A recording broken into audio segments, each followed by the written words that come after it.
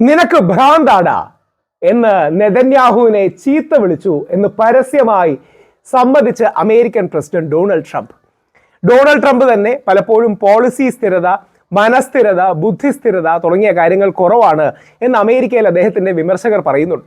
അപ്പം Donald Trump ഒരാൾക്ക് വട്ടാണ് എന്ന് പറയുന്നെങ്കിൽ ആ മനുഷ്യൻ എത്രമാത്രം അപകടകാരിയും പ്രശ്നക്കാരനുമാണ് എന്ന് നമുക്ക് ഊഹിക്കാൻ കഴിയുന്നതേ ഉള്ളൂ. താൻ നെതന്യാഹുവിനെ ചീത്ത വിളിച്ചുവെന്ന് പരസ്യമായി സമ്മതിച്ച് അമേരിക്കൻ പ്രസിഡന്റ് ഡൊണാൾഡ് ട്രംപ്. പ്രധാനപ്പെട്ട എല്ലാ മാധ്യമങ്ങളും, ഞാൻ ഇതിലെടുക്കുന്നത് മനോരമയുടെ വാർത്തയാണ്. കാര്യം നമ്മുടെ നാട്ടിൽ ഇതേപോലത്തുള്ള ഭ്രാന്തൻ ആശയങ്ങളോ ഭ്രാന്തൻ തീവ്ര വലതുപക്ഷമോ ഉണ്ടാകരുത് എന്ന ഉദ്ദേശത്തോടു കൂടിയാണ് ഇത് എടുക്കുന്നത്. മനോരമയുടെ വാർത്തയാണ്. നിനക്ക് ഭ്രാന്താടാ, ഞാൻ അത് തന്നെയാണ് നെതന്യാഹുവിനോട് പറഞ്ഞത്, സമ്മതിച്ച് ഡൊണാൾഡ് ട്രംപ്. നമുക്ക് ആ വാർത്തയും ഒന്ന് വായിക്കാം. ഇസ്രായേലിന്റെ ലെബനൻ ആക്രമണത്തിന് പിന്നാലെ American president Donald Trump Israeli പ്രധാനമന്ത്രി ബെഞ്ചമിൻ നെതന്യാഹുമായി നടത്തിയ ഫോൺ സംഭാഷണം ഈ അടുത്ത് വലിയ വാർത്തയായിരുന്നു. റിപ്പോർട്ടുകൾ പ്രകാരം ട്രംപ് ക്ഷുഭിതനായെന്നും ഇസ്രായേൽ പ്രധാനമന്ത്രിയോട് നിനക്ക് ഭ്രാന്താണടാ എന്ന് വിളിച്ചു പറഞ്ഞതായും വാർത്തകളുണ്ടായി. ഇപ്പോഴിതാ താൻ അത് തന്നെയാണ് വിളിച്ചതെന്ന് വ്യക്തമാക്കിയിരിക്കുകയാണ് ഡൊണാൾഡ് ട്രംപ്. ഇറാനുമായി ഒത്തുതീർപ്പ് സംഭാഷണത്തിലായിരുന്നു US. യുദ്ധത്തിന് പിന്നാലെ ഹോർമുസ് കടലിടുക്ക് അടച്ച് എണ്ണ മുട്ടിയതോടുകൂടി US-നെ രൂക്ഷമായി വിമർശിച്ച് നിരവധി രാജ്യങ്ങളാണ് രംഗത്ത് വന്നത്. അതിനാൽ US-ന് ഒരു സന്ധി അനിവാര്യമായിരുന്നു. ഓർക്കുക, ഇറാനേക്കാൾ ഇന്ന് ആ ട്രീറ്റി അനിവാര്യമായിരിക്കുന്നത് അമേരിക്കയ്ക്കാണ്. അമേരിക്ക റെജീം ചേഞ്ച് എന്ന് പറഞ്ഞു, അല്ലെങ്കിൽ അമേരിക്ക എന്ന് പറഞ്ഞുകൂടാ, ഡൊണാൾഡ് ട്രംപ് റെജീം ചേഞ്ച് എന്ന് പറഞ്ഞു. അത് പരാജയപ്പെട്ടു. ഇറാന്റെ ചെറുത്തുനിൽപ്പ് ലോകത്തെ അത്ഭുതപ്പെടുത്തി. മാർപ്പാപ്പയടക്കമുള്ള ലോകത്തിലെ പ്രധാന ആത്മീയ പുരോഹിതന്മാർ ഇറാന്റെ നാഗരികതയും സിവിലൈസേഷനെയും ഒരു രാജ്യത്തെയും ഇല്ലാതാക്കുന്നതിനെതിരെ ലോക മനസാക്ഷിയെ ഉണർത്തി. എന്നാൽ ഇറാൻ ഒത്തുതീർപ്പ് ചർച്ചകൾ നിരസിക്കുന്നതിനിടയിലാണ് ഇസ്രായേൽ ഇറാനോട് ഏറെ ആഭിമുഖ്യം കാണിക്കുന്ന ലെബനനിലെ ഹമാസ് കേന്ദ്രങ്ങളെ ആക്രമിക്കുന്നത്. ഓർക്കുക, അങ്ങോട്ട് ആക്രമിക്കുകയാണ്.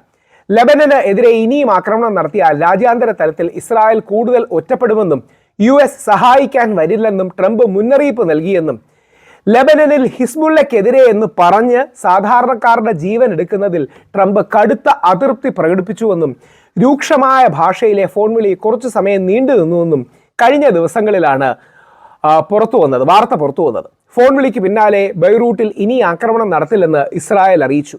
ഇത് പിന്നെ ട്രംപും സ്ഥിരീകരിച്ചു. ട്രൂത്ത് സോഷ്യലിലാണ്. ട്രംപിന് സ്വന്തമായിട്ടൊരു പ്ലാറ്റ്ഫോം ഉണ്ട്. അദ്ദേഹത്തെ യൂട്യൂബിൽ നിന്നും ട്വിറ്ററിൽ നിന്നും ഒക്കെ പുറത്താക്കിയപ്പോൾ പുള്ളി സ്വന്തമായിട്ട് തുടങ്ങിയതാണ്. ട്രൂത്ത് സോഷ്യലിലാണ് ട്രംപ് ഇക്കാര്യം കുറിച്ചത്.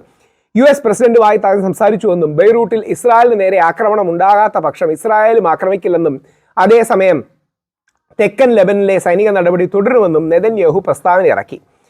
അപ്പോൾ ലോകത്ത് കോംപ്ലക്സ് ആണ് ലോകത്തെ ജിയോ പൊളിറ്റിക്സ് എന്ന് പറയുന്നത്. പക്ഷേ അതിനെ കൂടുതൽ സങ്കീർണമാക്കാനാണ് പലപ്പോഴും നെതന്യാഹു അടക്കമുള്ളവർ ഇടപെടുന്നത്. നെതന്യാഹു ഇതെല്ലാം ചെയ്യുന്നതിൻ്റെ പിന്നിലുള്ള കാര്യം ഇസ്രായേലിൻ്റെ ഏറ്റവും അടുത്ത സുഹൃത്തായിരുന്ന മുൻ അമേരിക്കൻ പ്രസിഡന്റ് ജോ ബൈഡൻ പറയുന്നുണ്ട്.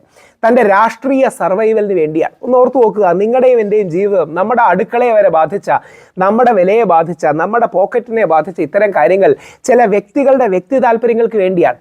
ഇത് ഇസ്രായേലിന് വേണ്ടിയോ അല്ലെങ്കിൽ ഏതെങ്കിലും ജനതയ്ക്ക് വേണ്ടിയോ ഒന്നുമല്ല. നെതന്യാഹുവിന് ജയിലിൽ പോകാൻ വയ്യ. നെതന്യാഹുവിനെതിരെ 3 കറപ്ഷൻ കേസസ് ഉണ്ട്. ആ കറപ്ഷൻ കേസസിനെതിരെ നിൽക്കാൻ എപ്പോഴും ഒരു എമർജൻസി വേണം, യുദ്ധം വേണം. അതിനുവേണ്ടി ഈ യുദ്ധം എങ്ങനെങ്കിലും പ്രൊലോങ് ചെയ്യുകയാണ് നെതന്യാഹു ചെയ്യുന്നത്.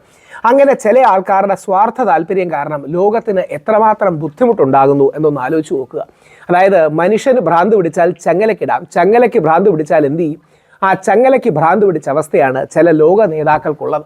ലക്ഷം കോടി രൂപ ജനങ്ങളുടെ വെൽഫെയറിന് വേണ്ടി ചെലവാക്കാനുള്ള ലക്ഷം കോടി രൂപ യുദ്ധങ്ങൾക്ക് വേണ്ടി അനാവശ്യമായി ചെലവാക്കുകയും മിലിറ്ററി ഇൻഡസ്ട്രിയൽ കോംപ്ലക്സ് അടക്കമുള്ള യുദ്ധത്തിൽ നിന്ന് ലാഭമുണ്ടാക്കുന്ന ലാഭകുതിയന്മാർക്ക് കൂടുതൽ ലാഭം ഉണ്ടാക്കുകയും ചെയ്യുകയാണ്. എന്തായാലും നെതന്യാഹുവിനെ അങ്ങനെ അമേരിക്കൻ പ്രസിഡന്റ് ചീത്ത വിളിച്ചു എന്നത് അദ്ദേഹം തന്നെ സ്ഥിരീകരിച്ചത് കൗതുകമാണ്. കാര്യം നമ്മുടെ നാട്ടിലടക്കം പല തീവ്ര ഹിന്ദുത്വവാദികൾക്കും തീവ്ര ക്രിസംഗികൾക്കും ഇന്നും ഇസ്രായേലിലെ എക്സ്ട്രീം റൈറ്റ് വിങ്, എല്ലാ ഇസ്രായേലിൽ എന്ന് പറയുന്നില്ല, ഒരുപാട് നല്ല ഇസ്രായേലുകാരുണ്ട്. ഞാൻ ഇസ്രായേലിൽ പോയതാണ് ഇസ്രായേലി ഗവൺമെൻറ് ഇൻവിറ്റേഷൻ പ്രകാരം. പക്ഷേ ഇസ്രായേലിലെ ഈ തീവ്ര വലതുപക്ഷത്തിൻ്റെ ആക്രമണങ്ങളെ ന്യായീകരിക്കുന്ന ഒരു സ്വഭാവം. ലോകത്തിന് സമാധാനം ആവശ്യമാണ്. ജൂതന്മാരും ക്രിസ്ത്യാനികളും മുസ്ലിങ്ങളും ഹിന്ദുക്കളും ബുദ്ധിസ്റ്റുകളും ജൈനന്മാരും പിന്നെ സിഖുകാരും വിശ്വാസമുള്ളവരും ഇല്ലാത്തവരും എല്ലാം ഒരുമിച്ച് നിൽക്കുന്ന ഒരു ലോകമുണ്ടാകട്ടെ. ഭ്രാന്ത് മാറട്ടെ. അങ്ങനെ ഭ്രാന്താടാ എന്ന് പറഞ്ഞത് ട്രംപ് സമ്മതിച്ചു എന്നുള്ളത് കൗതുകമുള്ളൊരു വാർത്തയാണ്.